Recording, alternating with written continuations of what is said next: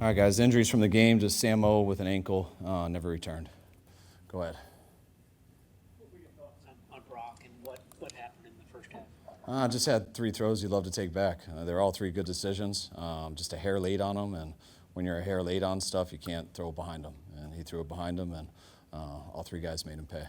So at halftime, you gave a lot of credit to the defense for keeping, the Carolina Panthers from scoring. What did you think of Jair Brown? Because he had a pretty strong performance throughout. He was awesome. Thought, see more on the tape, but it felt like his best game as a Niner. I think he's been playing at a high level here for a while, but those 2 picks were huge, and looked like he made a number of good tackles too. You say a hair late for Brock. Is that a byproduct of missing all the time that he did, or is it somehow related to the injury itself?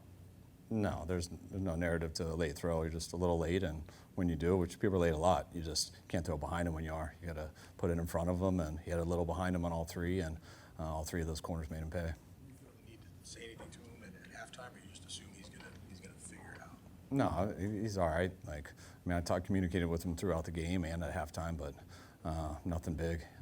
Mick's dealing with him throughout the game too, and Brock was fine. Just 3 throws you'd like to take back. Does that make you hesitant? I mean, after 3 throws in rapid succession to kind of throw the ball downfield? Yeah, you got to always. You got to think about all of it and why it's happening. It makes me a lot more hesitant if they're all bad decisions and stuff. But he was seeing it right. They were all really good decisions. He just missed the throw on them. So, I think it is a lot worse when you feel like he's not making the right decisions. Kyle, did you get any sense that Christian was more fired up about this game because it was the Panthers? Not me personally, just because I've never felt anything from Christian any week about being the most fired up you can possibly be week in and week out. So I don't feel much of a change, but anytime you play the team that drafted you, a team you were with a while, I'm sure it was a little extra special for him. What did you think of Robert Saleh's game plan tonight? I thought he did an awesome job. The whole D did. Just especially overcoming those 3 turnovers. When you do that, especially I believe one was right there in the red zone. We got the pick. The other one we held him to a field goal, I think. But it was huge. He did an awesome game plan, and the guys played at a high level to it. Did you feel this week that there was some carryover and confidence from the defense after their performance last week that they were able to bring it to this week? I feel like these guys have been playing a while together. Ever since losing Fred and stuff, it's been a bunch of young guys, guys who haven't had their ops yet, and I think each week you can feel them in practice get better and better. Now, it's not always that result on Sunday or on Monday, but today it was. I thought last week it was, and we all know it was a rough 4th quarter, but these last 2 games I thought we've really improved. What did you see on the blocking on the touchdown run? It was awesome block by JJ, cracked the D in. We were able to get Trent got up on the free safety, and Christian followed right behind Juice on the cover 3 corner, and it was extremely clean, well-blocked play that allowed him to hit it, I think, from the 12. Seemed to struggle to stretch the field tonight. Was there anything the Panthers did to make it a little bit more difficult?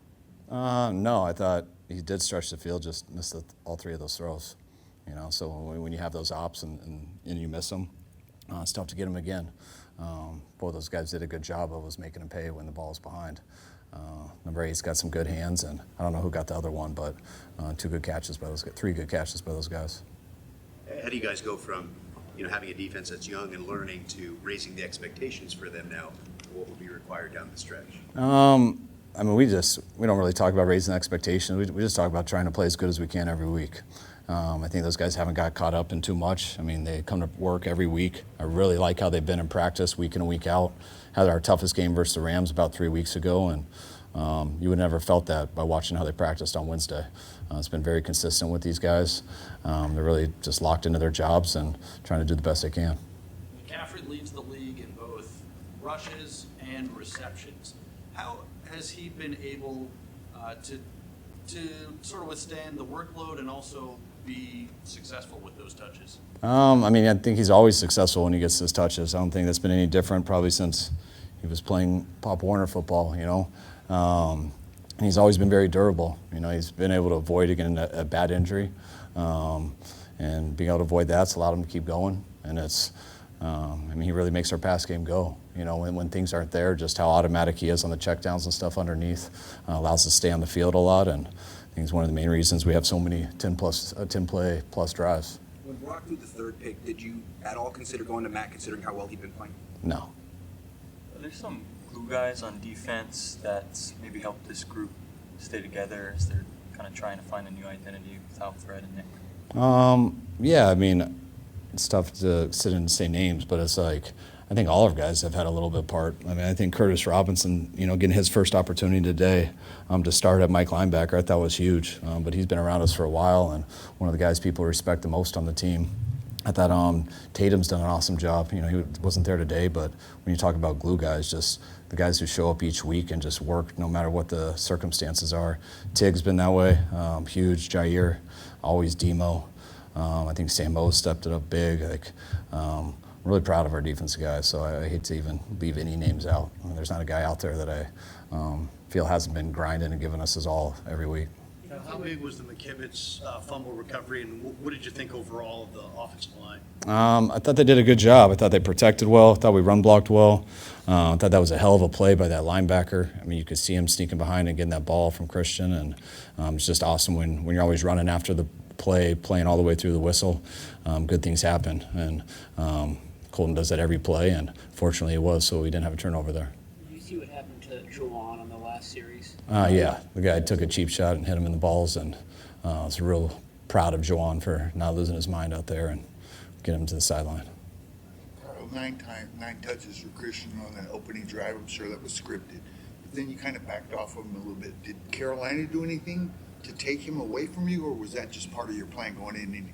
No, I mean, it wasn't scripted. Those plays are. I mean, when we hand it off, it is. But when you're, I mean, I'd be surprised how many passes, like, where he's number one. If people are covered, you go to a check down, and Christian's as good of a check down as there is in the league. So, makes things pretty decisive for a quarterback. And every time we go to him underneath, usually we go to him in the right decisions because people are covered deep, and he's real easy to get the ball to after that. Anything else? Good. All right. All right, guys. Thanks.